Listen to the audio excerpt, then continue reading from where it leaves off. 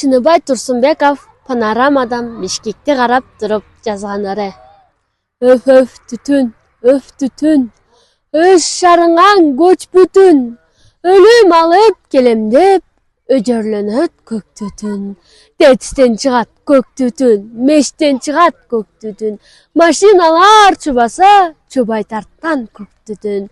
Түтүн менен түртүшүп, күндө баарын сүртүшүп, бүтө электе көктөгү көк түтүндөн күлтүшүп.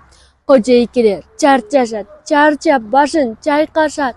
Түтүн деген түгөттүн түгөнбөсүн байкашат. Өф түтүн, өлүп кеткир көк түтүн.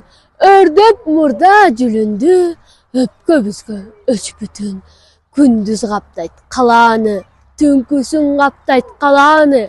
Түйшүк кылып алдык биз түтүн деген баланы.